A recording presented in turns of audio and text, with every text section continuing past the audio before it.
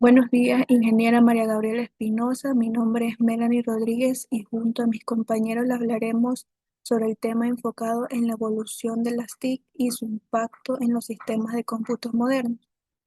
Hoy en día las TIC están presentes en casi todos los aspectos de la vida cotidiana, desde los sistemas de salud, la educación virtual, hasta las redes sociales y la ciberseguridad.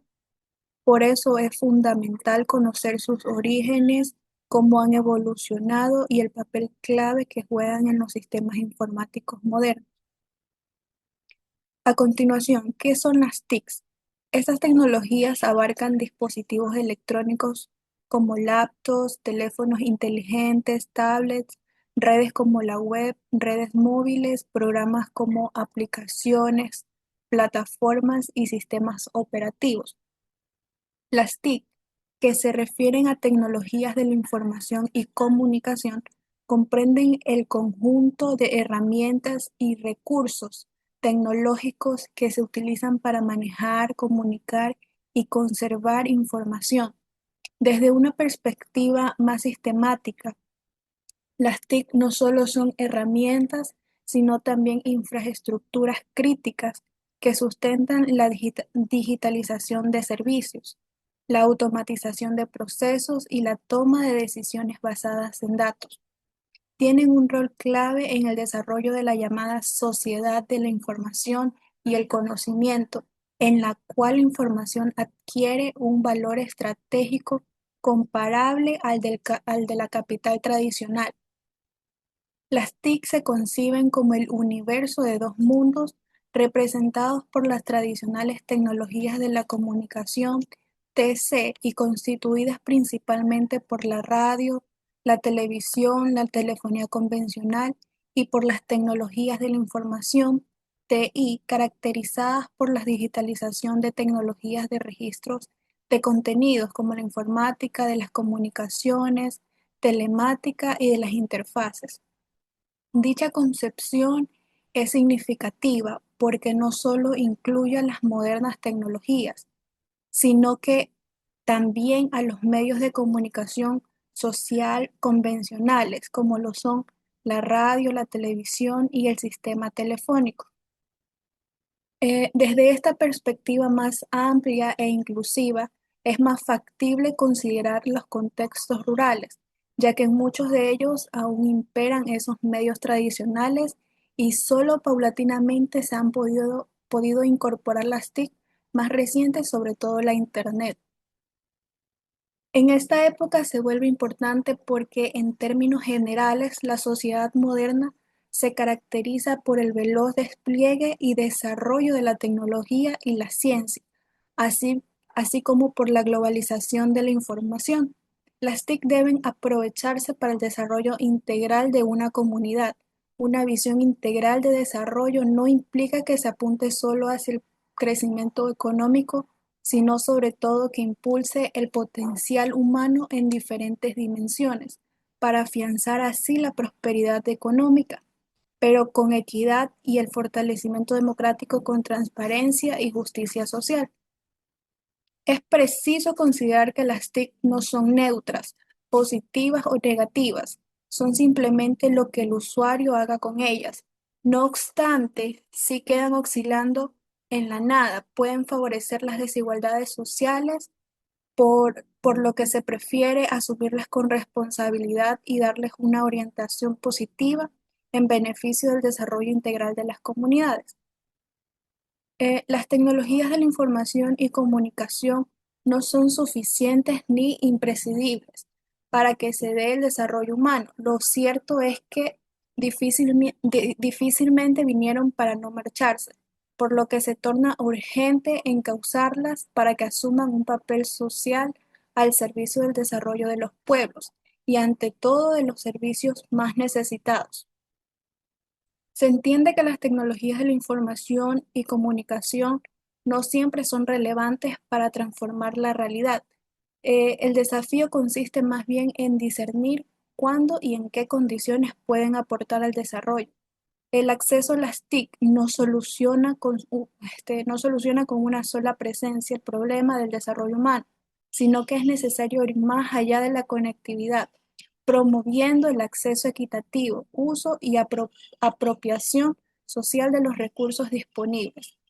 Por otro lado, la brecha digital amenaza hoy con incrementar las brechas sociales. Esto significa que tenemos que repensar el potencial de las TIC con herramientas que pueden ayudar a construir sociedades más justas, equitativas y democráticas.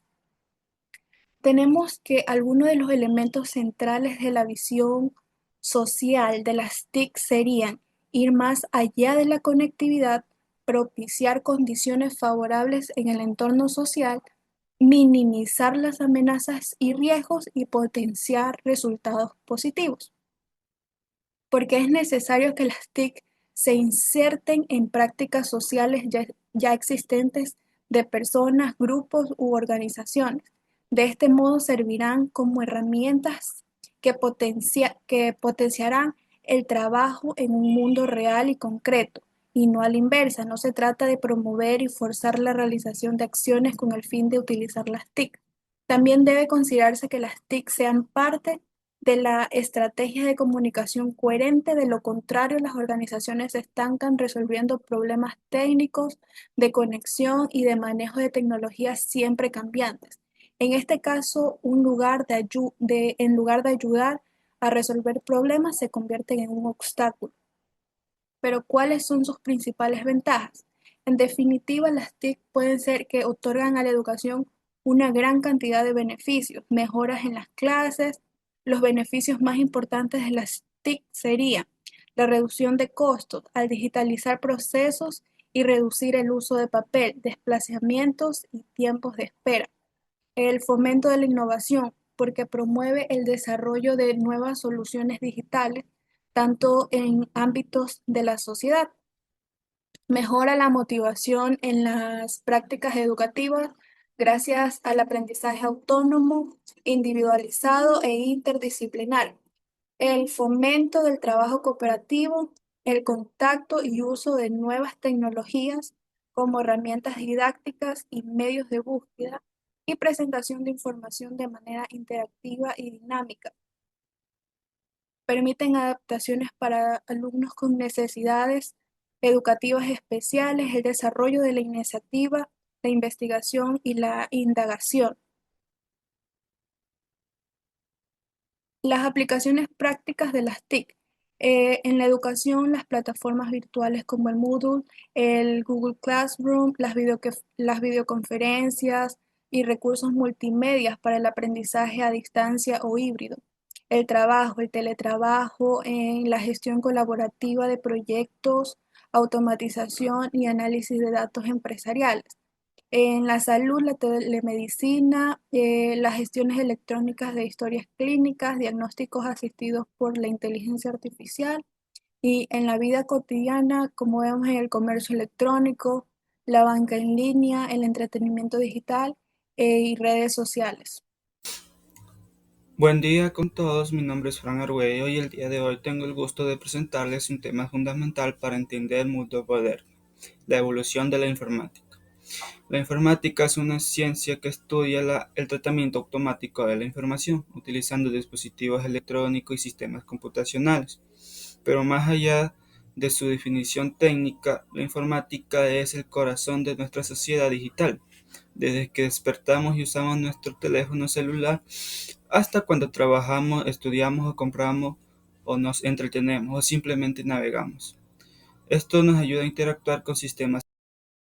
A lo largo del tiempo, la informática ha evolucionado desde herramientas de cálculos manuales muy simples hasta llegar a tecnologías avanzadas como la inteligencia artificial, y la computación cuántica. Este recorrido no ha sido casual de inmediato, ha sido un resultado de siglos de descubrimientos científicos, avances tecnológicos y una necesidad constante del ser humano por optimizar tareas y almacenar conocimientos y resolver problemas complejos.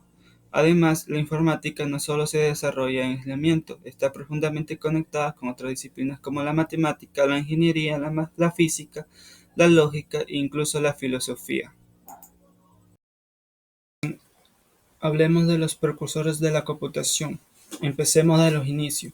Hace más de 4000 años en Babilonia, Surgió el ábaco, una herramienta simple pero fundamental que ayudó a las personas a realizar operaciones aritméticas básicas. Aunque hoy lo vemos como algo positivo, fue clave en el desarrollo del pensamiento lógico y matemático. Mucho después, en el siglo XIX, Charles Babbage diseñó la máquina analítica, considerada el primer concepto de computadora programable. Aunque nunca se construyó del todo, sentó las bases de lo que conocemos hoy, ya que tenía unidad de control y memoria y usaba tarjetas perforadas para ingresar instrucciones. En este punto es imposible no mencionar a Ada Lovelace, quien escribió el primer algoritmo para esa máquina. Ella no solo fue pionera, sino que también tuvo una visión adelantada a su tiempo, al imaginar que las máquinas podrían manipular no solo números, sino que también símbolos, músicas o imágenes. La era electromagnética y los primeros computadores. A finales del siglo XIX, Herman Hollerith ideó un sistema de procesamiento de datos mediante tarjetas perforadas, lo cual fue revolucionario para su época. Gracias a su invención, el censo de Estados Unidos de 1890 se procesó a tiempo récord, y más adelante su empresa daría origen a lo que hoy es IBM. En los años 30, Alan Turing propuso un modelo técnico llamado la máquina de Turing, que hasta hoy es fundamental para la computación moderna. Turing demostró que una máquina podía realizar cualquier operación computacional si se seguían las instrucciones correctas. En 1941, el ingeniero Conrad Zuse logró construir la Z3, considerada la primera computadora electromagnética programable. Usaba reles y trabajaba con el sistema binario, lo que marcó un cambio enorme en la forma de procesar datos. La generación de computadoras. Ahora hablemos de las 5 generaciones de computadoras, una forma común de clasificar una evolución tecnológica. Primera generación de 1940 a 1956. Usaban tubos de vacío, eran enormes, costosas, lentas y generaban mucho calor. Por ejemplo, la ENIAC ocupaba una habitación entera y pesaba varias toneladas. Sin embargo, ya era capaz de hacer miles de operaciones por segundo. Segunda generación de 1956 a 1963. Se introdujeron los primeros transistores, muchos más pequeños, eficientes y confiables. Esto permitió que las computadoras fueran más accesibles y comenzaron a usarse en universidades y grandes empresas. Tercera generación, 1964-1971, aparecen los circuitos integrados, que combinaban varios transistores en un solo chip. Esto permitió el desarrollo de computadoras más pequeñas y más potentes. También surgieron sistemas operativos y lenguajes de programación más avanzados. Cuarta generación, 1971-1983, nace el microprocesador, un chip que contiene toda la unidad del procesador. Esto evolucionó la informática, al permitir el nacimiento de las computadoras personales. Empresas como Apple o IBM comenzaron a llevar las computadoras a hogares y oficinas. Quinta generación de 1983 hasta hoy, como conocemos, se considera por el uso de inteligencia artificial o computación paralela y tecnología como el reconocimiento de voz o procesamiento del lenguaje natural. Aquí es donde entran asistentes virtuales, robots inteligentes y sistemas de predicción. La era de Internet y la computación en la nube. En 1969 se creó ARPANET, la red que luego daría origen a Internet. En los años 90 llegó World Wide Web, que permitió a cualquier persona acceder a información desde cualquier lugar del mundo. Esto marcó un antes y un después. El Internet transformó la educación, el comercio, la comunicación y hasta la política. Después surgió la computación en la nube, que permite usar programas o guardar información a sus necesidades, sin necesidad de hacerlo todo en nuestro equipo. Esto brinda flexibilidad, reduce costos y permite el trabajo colaborativo a tiempo real. Tendencias actuales hoy y futuras. Hoy estamos en un mundo donde la informática avanza a una velocidad impresionante. Algunas de las principales tendencias actuales incluyen la inteligencia artificial, que permite que las máquinas aprendan de los datos. El Big Data, que analiza grandes volúmenes de información para formar decisiones más inteligentes. La computación cuántica, que promete resolver problemas que hoy tomarían años en segundos. Y tecnologías emergentes como la realidad aumentada, la biometría o la sistemización avanzada. Todo está revolucionando en sectores como la salud, la educación, la seguridad, el transporte y mucho más. Pero también debemos reflexionar cómo proteger nuestros datos, cómo usar la tecnología en forma ética. Podemos decir que la informática ha recorrido un camino increíble desde contar piedras o abacos hasta desarrollar inteligencias artificiales que nos entienden y nos ayudan a tomar decisiones complejas. Esto es un reflejo de ingenio humano, de cómo buscamos constantemente mejorar, adaptarnos y evolucionar. Esto nos ayuda a conocer la historia, nos conecta con nuestro pasado, sino que también nos da herramientas para entender el presente y construir un futuro tecnológico más justo, inclusivo y sostenible. Saludos, ingeniera. Mi nombre es Scarlett Zuleika Solorzano Cuadros y yo les voy a hablar sobre la estructura y funcionamiento de un computador. La estructura de un computador se divide en dos, el hardware y el software. El hardware es la parte física de un computador, es la parte que podemos tocar, es la parte tangible. Y el software, que es la parte lógica de un computador, es decir, es la parte que permite que el sistema funcione correctamente. Tenemos la estructura del computador, aquí tenemos los dispositivos del hardware, bueno, la estructura del hardware, que es la parte que podemos tocar del computador, es la parte tangible. Tenemos los dispositivos de entrada, en los cuales son los que vamos a ingresar la información para que a su vez sean procesadas e impresas, o también podemos decir proyectadas por los dispositivos de salida. Tenemos el teclado y el mouse como ejemplo de los dispositivos de entrada. Como ejemplos de los dispositivos de salida tenemos el monitor, la impresora, que son los cuales nos dan una salida, es decir, una proyección de lo que hicimos con los dispositivos de entrada. También tenemos lo que son dispositivos de comunicación. Aquí tenemos la tarjeta de red.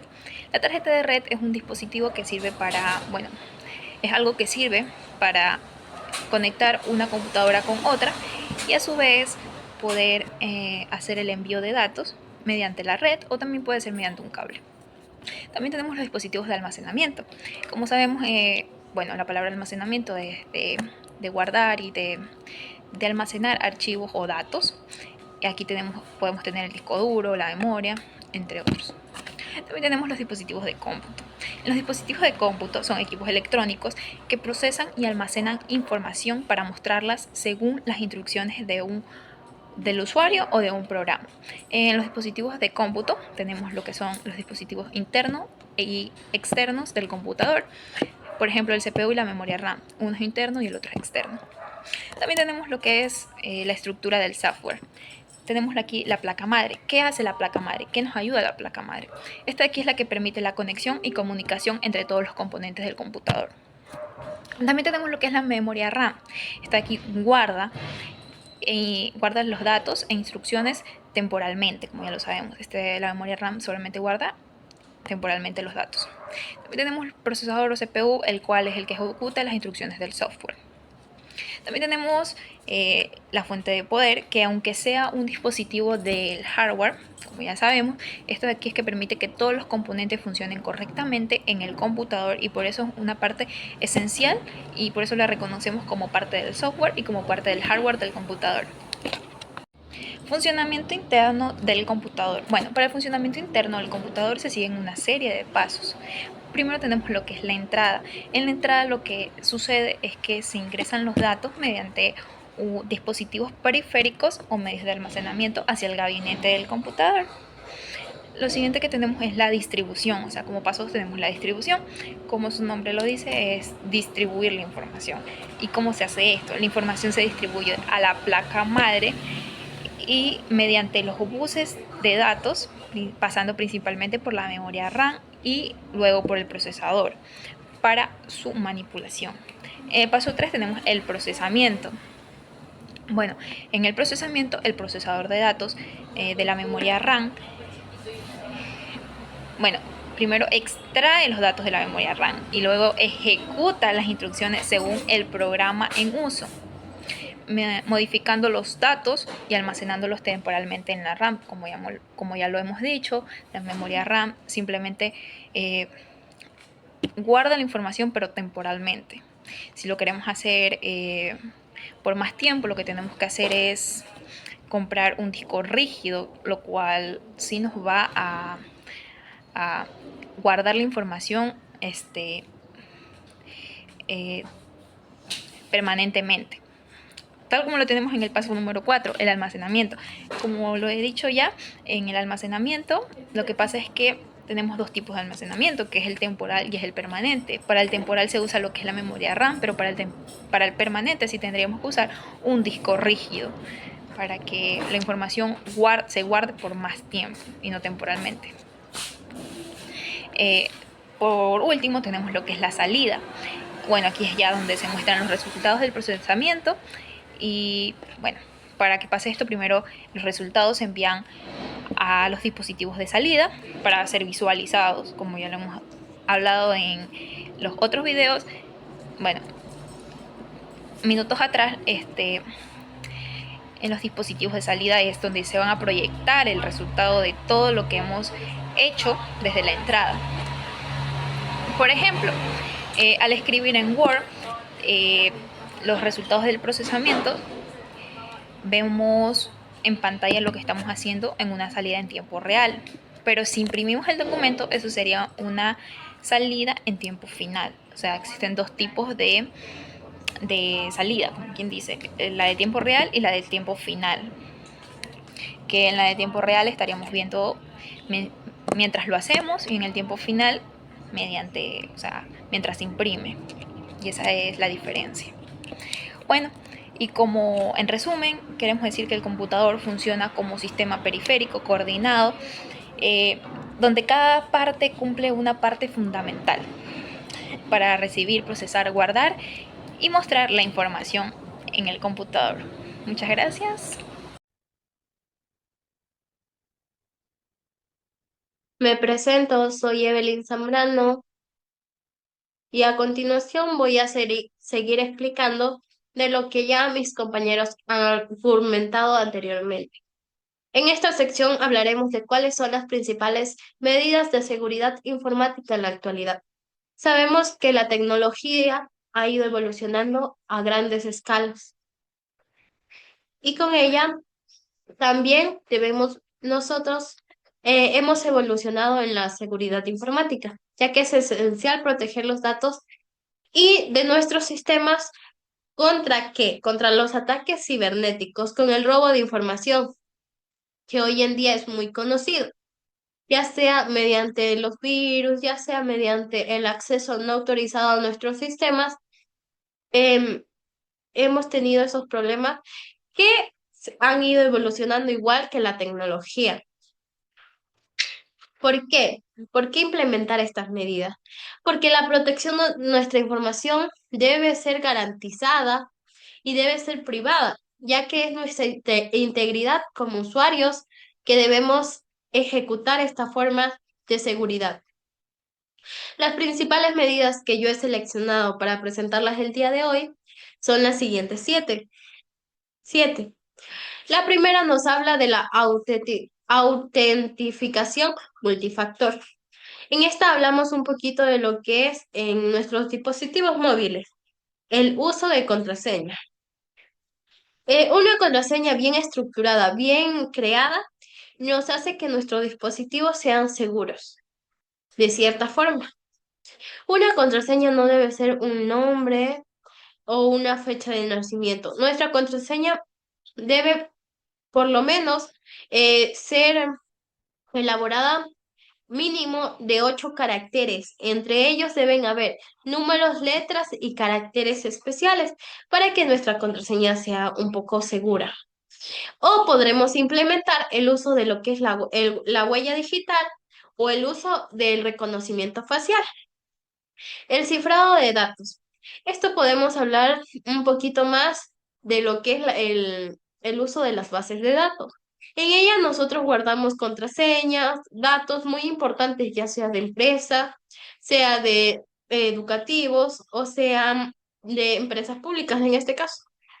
En ellas, nosotros al implementar un cifrado de datos, lo que hace al atacante o en este caso a la persona que nos está robando la información al otro lado del mundo, al momento de ir a la carpeta donde nosotros tenemos nuestros datos, lo que le aparecerá a él será un código único e ilegible, que se generará cada vez que esa persona intente acceder. En este caso se implementa un safting para que el atacante no pueda visualizar nuestra información. Ahora hablamos un poco de la actualización de software. Una actualización de software hace que la versión que estamos actualizando en este caso corrija aquellos errores que tuvo la versión anterior. Quiere decir que nos ofrece una amplia gama de beneficios y nos corrige aquellos errores que hacían que nuestra seguridad estuviera más vulnerable, volviéndola un poco mejor o mucho mejor. Depende de la actualización y el sistema que estemos utilizando, el software. La arquitectura de confianza cero. En este caso, vamos a hablar un poquito de lo que es la verificación de datos. Nosotros usamos en ciertas aplicaciones, en ciertos sistemas, en ciertos software, lo que es la verificación. En este caso se puede decir que son preguntas personales o aleatorias que nosotros colocamos para que al momento de que intenten acceder a nuestra plataforma, no de forma de contraseña ni de verificación facial, sino con una pregunta, nosotros protegemos nuestros datos porque es una pregunta que aleatoriamente puede salir y que obviamente esa persona que está robando los datos no la va a saber. Entonces, esta es otra medida para salvaguardar nuestra información. Ahora, la protección contra ransomware. Aquí podemos implementar lo que es las copias de seguridad, ya sea en caso de robo, pérdida o de daño del mismo dispositivo. Al tener una copia de seguridad que se guarda en una nube, en un sistema o en un software, con la iniciación de sección en estos programas, nosotros podemos tener el respaldo de la información a nuestro nuevo dispositivo y será la misma información. Entonces, con esa copia estamos salvaguardando en caso de eliminación, de que se nos dañe el dispositivo, volver a recuperar esos datos que teníamos. Seguridad en redes. Aquí podemos implementar lo que es las VPN, los firewalls.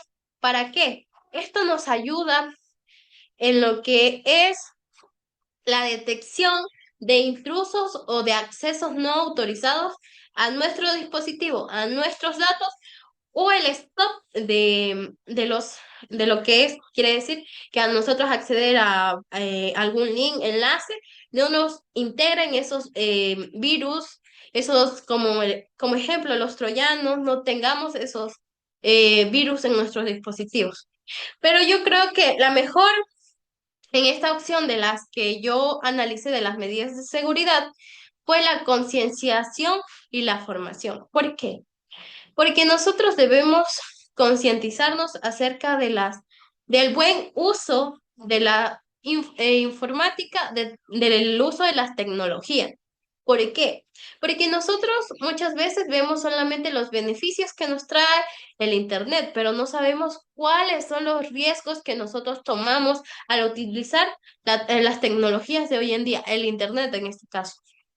Con una buena formación, nosotros vamos a saber utilizar lo que debemos acceder, lo que debemos integrar a nuestro computador para respaldar nuestra información. Bueno, estas fueron las principales medidas que yo he analizado para un buen uso de la tecnología en general y que son las que se usan actualmente. Para hablar sobre la conclusión, me han elegido a mí mis compañeros.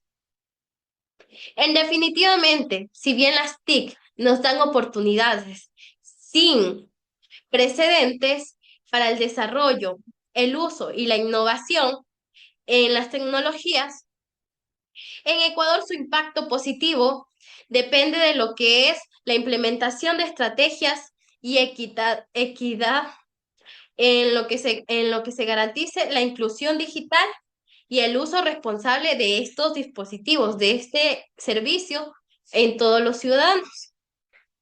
Sabemos que las TIC también plantean desafíos como en la brecha digital, aumentar la desigualdad en las sociedades si el acceso de la tecnología no es equitativo. Es fundamental promover políticas que garanticen la inclusión digital y el uso responsable de estas herramientas para maximizar nuestros beneficios y los beneficios que nos otorga este servicio. Fue un gusto dirigirme a ustedes. Este fue